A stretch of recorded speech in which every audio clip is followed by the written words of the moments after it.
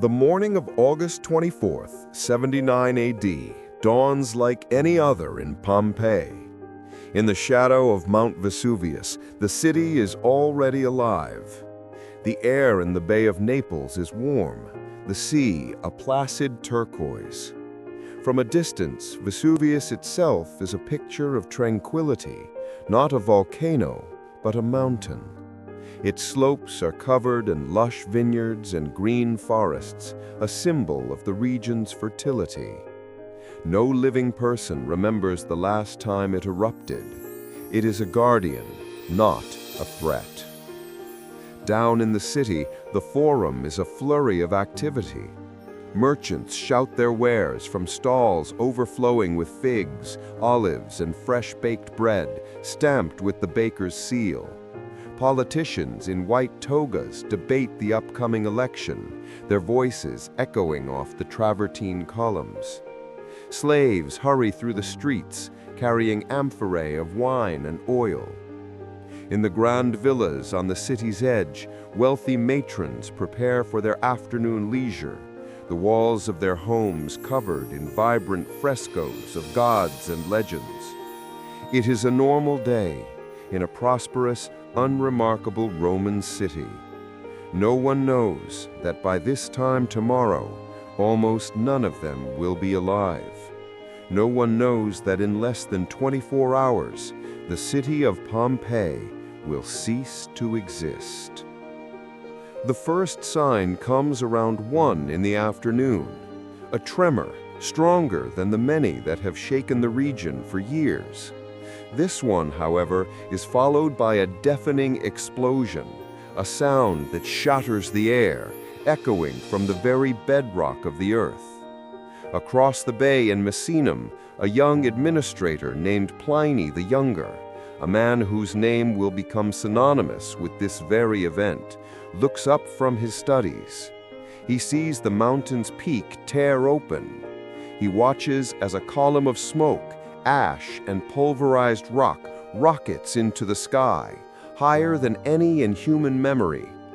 It ascends for miles, punching through the atmosphere before spreading out like the branches of a Mediterranean pine tree. It is a sight of terrifying, unnatural beauty.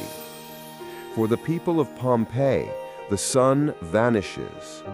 The colossal cloud, 20 miles high, drifts south and east directly over their city. Within an hour, the world is plunged into an oppressive, absolute darkness. It is the middle of the afternoon, but it is darker than a moonless night, a darkness lit only by horrifying flashes of volcanic lightning crackling within the ash cloud. Then, the sky begins to fall. It does not rain water, it rains pumice. Small, lightweight stones called lapilli, mixed with heavier chunks of volcanic rock, begin to patter on the tiled roofs. At first, it is a curiosity. Then, it is a menace. The rain of stone becomes a deluge, a relentless assault, piling up at a rate of 6 inches every hour. The air, thick with sulfur and fine ash, becomes unbreathable. People tie cloths over their faces, but the grit is everywhere. It clogs their throats, stings their eyes, and coats the world in a uniform, suffocating gray. Panic, absolute and primal, seizes the city. Thousands flee, streaming toward the city gates, hoping to escape to the south, away from the mountain. They carry their children, their most precious jewels, their pillows held over their heads as a futile defense against the falling rocks. Others, terrified of the chaos in the streets, choose to hide. They sealed themselves in their homes, in basements, under staircases, believing they can wait out the storm. It is a fatal miscalculation. As the hours of night drag on, the weight of the pumice becomes unbearable. The deluge is now 9, 10, 12 feet deep in the streets. Roofs across the city begin to groan under the impossible load. One by one, they collapse, crushing entire families who had sought shelter within. In the gladiators' barracks, dozens of men trained for combat are trapped, their strength useless against the weight of the sky itself. In the ground house of the Golden Bracelet, a wealthy family huddles together, the roof sagging above them, the air growing thinner, hotter. Across the bay, Pliny the Younger watches in horror as the eruption enters a new, more violent phase. The colossal column in the sky, too heavy to support itself, collapses. A superheated avalanche of ash, gas, and molten rock, a pyroclastic surge, detaches from the mountain's flank. It hurtles down the slopes at over 100 miles an hour, instantly obliterating the nearby town of Herculaneum, flash vaporizing every living thing in its path. For Pompeii, this first surge is a distant horror, a glowing tide of death that stops just short of their walls. But it is a warning. The air temperature spikes, the sulfurous stench intensifies. The eruption is not ending, it is escalating. As the brief, terrifying dawn of August 25th approaches, the city of Pompeii is a gray, monochrome tomb, buried under feet of stone, its survivors choking in the dark. They do not know it, but the worst is yet to come. The mountain is not finished. The final, silent judgment is only just beginning. For Pompeii, the final judgment was swift. After the pyroclastic surges of August 25th, 79 AD, the city was buried, entombed under more than 20 feet of volcanic ash and pumice. And then, silence. A profound, unbroken silence that would last for over 1,600 years. The Roman Empire itself rose to its zenith, fractured and fell. The Middle Ages came and went. The Renaissance rewrote the human experience. All the while, Pompeii slept, its name surviving only as a rumor, a half-remembered legend of a city consumed by fire. Its location was lost, its treasures, its tragedies, and its people forgotten. Above the buried city, the soil, enriched by the volcanic material, became fertile once more. Vineyards and farms crept back over the silent landscape. Peasants tilled the soil, their plows occasionally striking a block of buried marble or a fragment of a statue, dismissing it as a relic from some long-forgotten, unnamed village. The city's reawakening was not a grand discovery, but an accident. In 1748, a Spanish engineer, Roque Joaquin de Alcubierre, was conducting excavations for the King of Naples, Charles VII. They weren't archaeologists, they were treasure hunters, commissioned to furnish the king's new palace with classical statues. They were digging at a site they believed to be Stabiae, another lost town, when their shovels struck the upper wall of a building. What they found inside was extraordinary. Vibrant frescoes, mosaics, and carbonized remnants of a Roman world. But this was not an excavation, it was a butchering. Alcubierre and his men used gunpowder to blast through walls. They ripped the most beautiful frescoes from the plaster, hacking them into pieces for transport, and discarded anything that wasn't immediately valuable. They tunneled through the buried city like thieves, grabbing gold, silver, and marble, then backfilling the tunnels with their own debris. They were blind to the real treasure they were destroying. They didn't care about the context, the bones, or the ash. They were looking for art, not for people.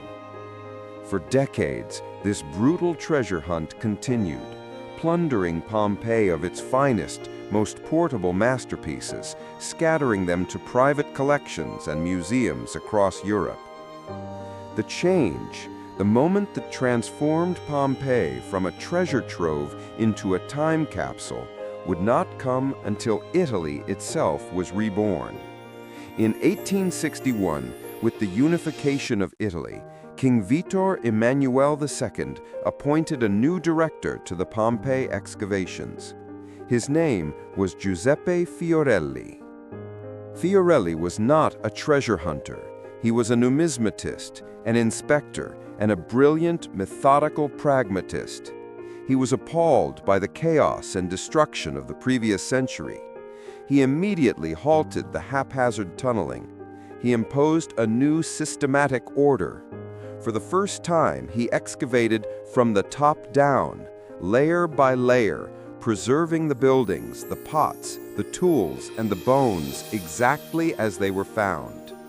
He divided the city into the regions and insula, or blocks, that we still use today. He understood a revolutionary concept, that the context of an object was more valuable than the object itself. A simple clay pot found next to a skeleton in a kitchen tells a more powerful story than a golden bracelet in a museum. But it was in 1863 that Fiorelli's methodical approach led to his most profound and enduring innovation. His excavators were working in a narrow alley, carefully clearing the layers of hardened ash, when they kept encountering strange, hollow cavities, voids. When they broke through the outer crust, they would find, at the bottom of the hollow, a scattering of skeletal remains. Fiorelli, with his logical mind, deduced what he was seeing. He realized that a person had been caught in the street, suffocated by the hot ash, and buried. The ash and pumice had then hardened over the centuries, forming a perfect solid mold around their body. Inside this mold, the soft tissues, the organs, the skin, and the clothing had all decayed, leaving behind nothing but the bones and a hollow space, a perfect three-dimensional negative of the victim at their moment of death. Fiorelli's genius was in what he did next. He instructed his workmen to stop digging as soon as they breached one of these cavities. He had them carefully mix a batch of liquid plaster of Paris. Then, very gently, they poured the plaster into the void, filling every nook and cranny, every fold of the tunic, every strand of hair, every contorted finger. They let the plaster set for days, like a sculptor's cast. Then, with the suspense of an unearthly revelation, he had his team meticulously chip away the outer layer of volcanic ash. What was revealed was not a skeleton and not a statue.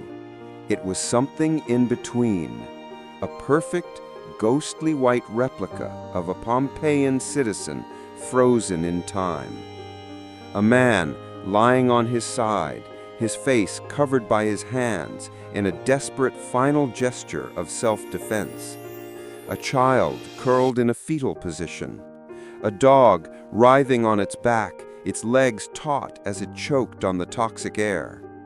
The effect was instantaneous and electrifying. The world was stunned.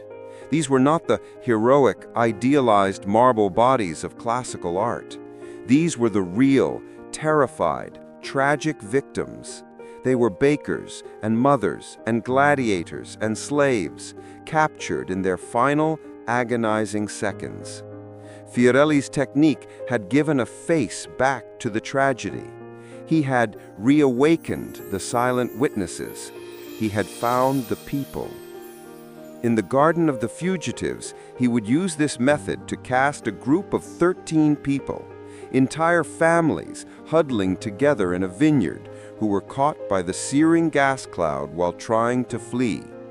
Their bodies, captured in plaster, remain one of the most powerful and enduring memorials in the world. The era of treasure hunting was over. The age of forensic archaeology had begun. For more than a century, Giuseppe Fiorelli's plaster casts were the definitive tragic faces of Pompeii. They were displayed in museums, studied by historians, and gazed upon by millions. They were powerful, human-shaped memorials, freezing a single agonizing moment in time. But in this, they were also masks. The plaster, which had so brilliantly captured the form of the victims, had also sealed away their final, most personal secrets. It had preserved their gestures, but obscured their identities. Inside each ghostly white shell, hidden from view, lay the primary evidence, the skeleton. For generations, this presented an intractable dilemma for archaeologists. The casts were priceless artifacts in their own right. To break one open to study the skeleton within would be an act of desecration, destroying one priceless artifact to get to another. And so, the victims remained silent, their plaster faces telling us how they died, but never who they were. We could see the fold of a Roman tunic, the strap of a sandal, the desperate clench of a hand, but we could not see the bones that would tell us their age, their sex, their health, their injuries, or their ancestry. The witnesses were silent, locked inside their plaster prisons. That all changed in the 21st century. The breakthrough came not from archaeology, but from medicine. A new generation of scientists realized they didn't have to choose between the cast and the skeleton. They could see inside the stone without ever laying a chisel to it, using the non-invasive power of modern forensics. The Pompeii Cast Project, launched in the 2010s, represented a revolution in historical forensics. The plan was audacious. Take 86 of the most famous and well-preserved plaster casts and subject them to a full medical examination. One by one, the 2,000-year-old victims were carefully transported from their glass display cases to a modern medical facility. In a scene blending the ancient with the ultra-modern, each cast was laid on a gurney and reverently slid into the glowing circular maw of a medical CT scanner. A CT scan, or computed tomography, works by taking hundreds of high-resolution X-ray images in tiny slices. These slices are then reassembled by a computer into a perfect, three-dimensional digital model. In the sterile quiet of the lab, a forensic anthropologist, someone like our modern expert, Dr. Estelle Lazzarini, would watch the monitor. On the screen, the impossible would happen. With a click of a mouse, the computer could digitally subtract the dense layer of plaster, making it vanish, and for the first time, suspended in digital space, the complete, undisturbed skeleton of the victim was revealed. The plaster prison was finally unlocked. The first discoveries were immediate and profound. They rewrote the story of how the victims died. For centuries, the prevailing theory was suffocation from the toxic gas and fine ash, but the CT scans revealed a grim, consistent clue: the pugilistic stance. Many skeletons were found in a boxer-like pose, with their arms and legs flexed, their backs arched. This was not a conscious gesture of defense. It is a post-mortem reflex. It is the body's involuntary reaction to extreme, intense heat as the muscles and tendons contract. This evidence pointed to a new and far more terrifying cause of death. The pyroclastic surges that hit Pompeii were not just suffocating, they were scorching. Scientists now know the temperature of the first surge that reached the city was over 300 degrees Celsius, or 572 degrees Fahrenheit. At this temperature, death is not a slow choke. It is instantaneous. The victims were killed in a fraction of a second, their bodies subjected to a wave of thermal shock that boiled their brains and vaporized their soft tissues before they even had time to register what was happening. It was a grimmer, faster, and more brutal end than anyone had previously imagined. But the scans also began to reveal who they were. In the House of the Golden Bracelet, the plaster cast of a small child huddled on the floor was scanned. Inside, the monitor revealed the tiny, delicate bones of a toddler, its milk teeth still in place. The forensic conclusion? A child no more than 2 or 3 years old. The scientists then turned their attention to the population's general health. The skeletons, now visible in 3D, could be examined for disease. They found arthritis in some, as expected, but the biggest surprise was in their mouths. The people of Pompeii had incredibly healthy teeth. CT scans of jawbones showed almost a complete lack of cavities. The reason? The Roman diet was extremely low in refined sugar. But the scans also showed a different problem. Their teeth were severely worn down, the molars ground flat. This wasn't from disease, it was from their food. The bread they ate every day was milled with stone grinders, a process that unavoidably mixed tiny abrasive particles of stone and grit into the flour, which slowly sanded down their teeth over a lifetime. The CT data allowed for individual case files to be built. The skeleton found in the gladiators' barracks was digitally analyzed. The bones were robust, but the scans of the ribs and arms confirmed what archaeologists had long suspected: multiple, perfectly healed fractures. This was not a simple citizen. This was a man whose life was defined by routine, bone-breaking violence. A life story written on his skeleton, consistent with that of a professional gladiator. The technology had confirmed his identity, not by his name, but by his scars. Using this same data, scientists could take the digital 3D skull and begin the process of facial reconstruction. Layer by layer, software could add the digital muscles, fat, and skin, guided by the precise measurements of the bone structure. The results are breathtaking. The white, featureless plaster ghosts are transformed into lifelike, recognizable human faces. We are no longer looking at a cast. We are looking at the face of the child from the House of the Golden Bracelet. We are seeing the strong, scarred jaw of the gladiator. The silent witnesses were finally being given back their faces. The digital unwrapping was the first step, but the skeletons had even more to tell us, secrets hidden not in the shape of the bones, but in their very chemical makeup. The CT scanner had given the silent witnesses back their faces and revealed the brutal thermal shock of their final moments. It was a monumental leap forward, peeling back the plaster to reveal the skeleton. But the skeleton's shape is only the beginning of its story. The bones and teeth are more than just a framework. They are a living ledger, a biological archive that meticulously records a person's life, from their diet to their birthplace. The CT scan showed us what they were.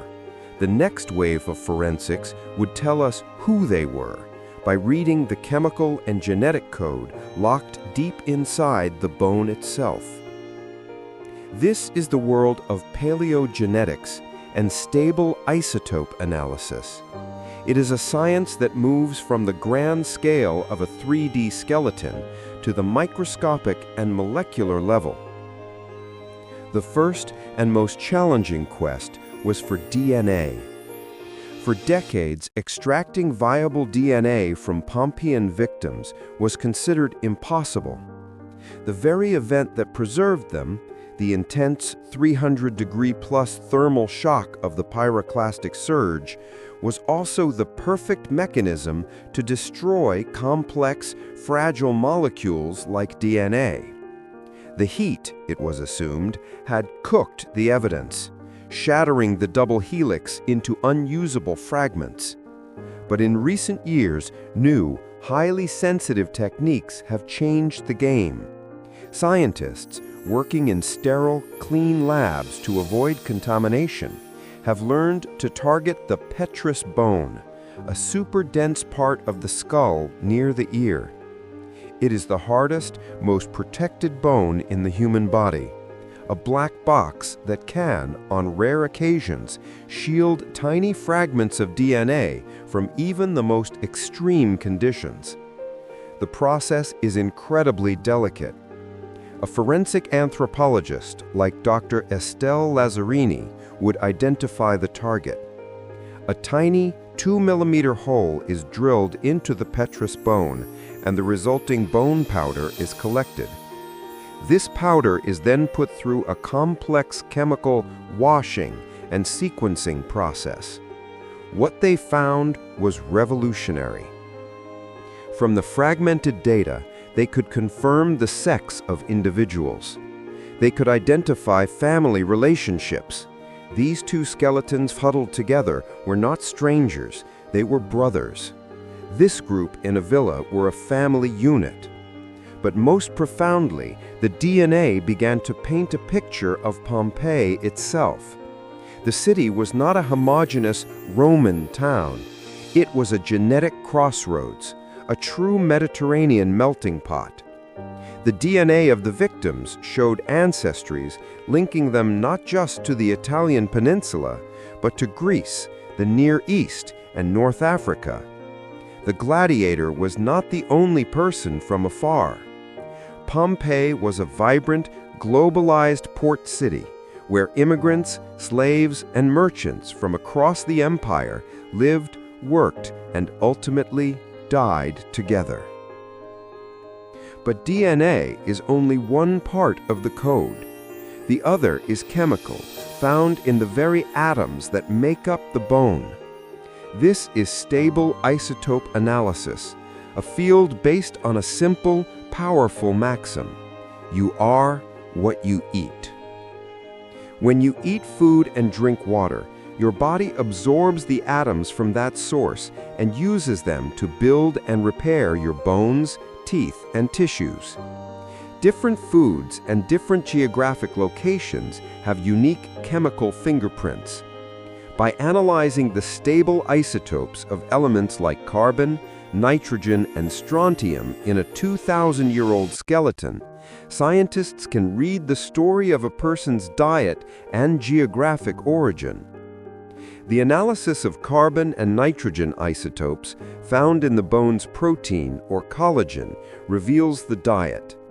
Scientists studying Pompeian skeletons found a consistent and surprising signature: high levels of nitrogen. This signature points to a diet rich in a specific type of protein, not just meat like pork or chicken, but marine life. The people of Pompeii, from the wealthy villa owners to the slaves, ate an enormous amount of fish and seafood. This confirms the historical record, which spoke of garum, the famous pungent Roman fish sauce that was produced and exported from Pompeii. Their diet, while low in sugar, was rich in omega-3s, a Mediterranean diet in its most literal sense. But the most fascinating element is strontium. This element is absorbed from the water you drink, and the signature of strontium in the water is determined by the local geology, the rocks of the region. This signature gets locked into your tooth enamel, which forms permanently during childhood. It is a chemical birth certificate. By analyzing the strontium in a victim's teeth, scientists can determine if the signature matches the volcanic rock around Vesuvius. If it does, they were born and raised in Pompeii. If it doesn't, they were an immigrant. This technique provided stunning individual insights. That skeleton of a wealthy woman, the Lady of Oplontis, found with her gold bracelets, the strontium in her teeth did not match the Bay of Naples. She was a foreigner, born and raised hundreds of miles away, perhaps in Gaul or Spain, who had moved to the region later in life, likely for an advantageous marriage. The data can even track a life in motion. The strontium in the bone, which is constantly rebuilding itself, did match the local area, showing she had lived in Pompeii for many years before her death. This combination of forensics, the CT scan showing her good health, the artifacts showing her wealth, and the isotope data showing her origin, allows us to build a biographical file for a woman who has been silent for 2 millennia. We know she was an outsider who became a wealthy insider. Even the forensic dentistry was updated. Beyond the worn teeth, analysis of dental plaque, the fossilized bacteria on their teeth, has shown scientists exactly what was on the menu in their final days. Microscopic fibers of vegetables, traces of olive oil, and bread particles, all preserved. The skeleton is no longer a simple object. It is a data-rich document. We have read their bones, their genes, and their chemical signatures. We know what they ate, where they were born, and who they were related to. We have all the facts. All that's left is to tell their stories. We began with an apocalypse. A city of 20,000 people, erased from the earth in less than 24 hours. We rediscovered them through the eyes of treasure hunters, and then through the genius of Giuseppe Fiorelli, who gave form back to the tragedy. For a century, they were ghostly white casts, symbols of an anonymous collective doom. Then, the tools of our modern age peeled back that plaster shell. The CT scanner gave them skeletons, the X-ray showed us their bones, and the laboratory gave them a biography. We have read the chemical code in their teeth, the genetic story in their skulls, and the history of their health in their healed fractures. The data is complete. The science has done its work. Now we can do what was impossible for nearly 2,000 years. We can put the pieces together, move past the myth, and tell the human stories of the silent witnesses. For decades, assumptions, not facts, told the story of Pompeii. Take the man we call the gladiator. His robust frame and the healed, bone-breaking fractures confirmed by CT scan painted a clear picture of a life of professional violence. He fit the archetype. And because he was found in the so-called gladiators' barracks, the story seemed complete. But forensics doesn't just confirm, it corrects. Recent analysis of other skeletons found in that same barracks, long assumed to be a troop of gladiators, has shattered the myth. DNA and isotope analysis on one man, found huddled in a corner, told a different story. The strontium in his teeth was a perfect match for the local Vesuvius geology. He was born and raised in Pompeii. His bones showed no healed fractures, no sign of extreme muscular development. His dental wear was heavy, typical of the bread-based diet of a common citizen. He wasn't a warrior. He was perhaps a baker, a merchant, or a slave, who simply saw the largest, strongest building he knew, the barracks, as a place of refuge. He died alongside the gladiator, but he was not one. He was just a man. Science in this moment allowed us to separate the individual from the cliché. In other cases, the science takes a wealthy stereotype and gives it a deep personal history. Consider the Lady of Atlantis. She was found in a nearby villa, clutching a bag of gold coins and wearing her heavy gold bracelets. The assumption was simple: a wealthy Roman trying to escape with her fortune. The forensics built a far more complex identity. The CT scans showed she was healthy, likely in her mid-30s, with no signs of hard labor. Her wealth was not an assumption, it was a fact. But the isotope analysis of her teeth, the birth certificate locked in her enamel, provided the twist. Her strontium signature was not from the Bay of Naples. She was a foreigner, an immigrant, born and raised hundreds of miles away, perhaps in the mountains of Spain or the fields of Gaul. We can now reconstruct her life.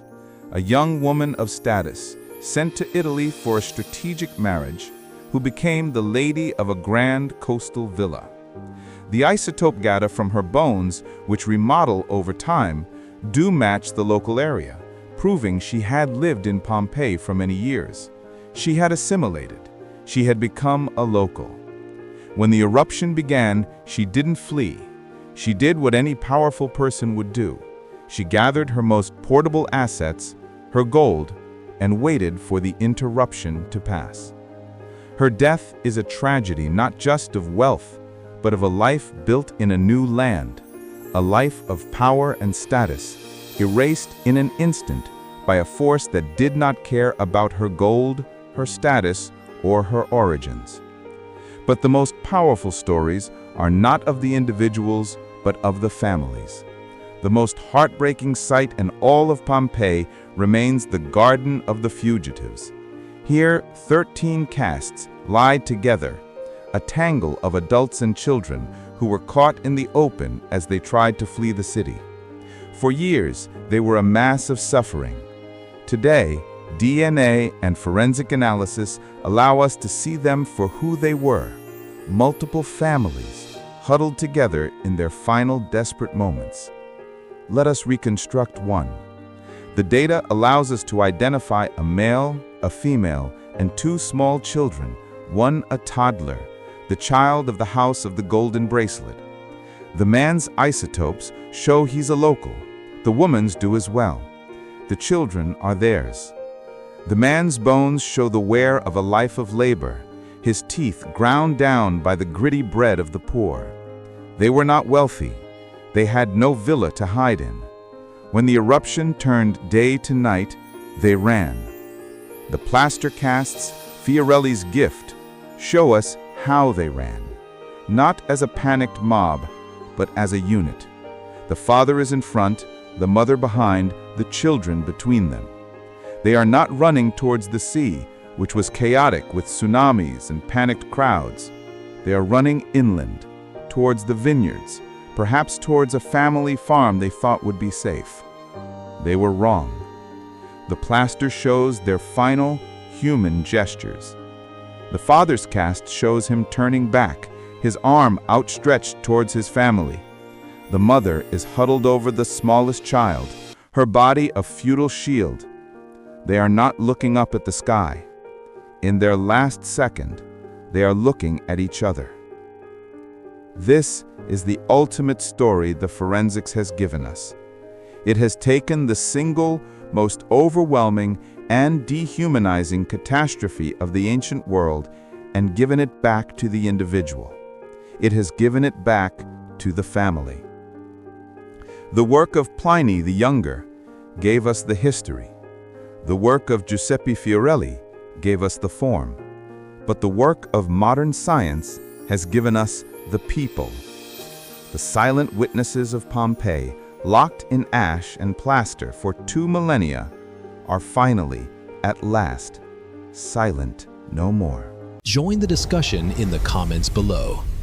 If you want to join the next investigation, subscribe to StorySketch AI and hit the notification bell so you are here when we unseal it.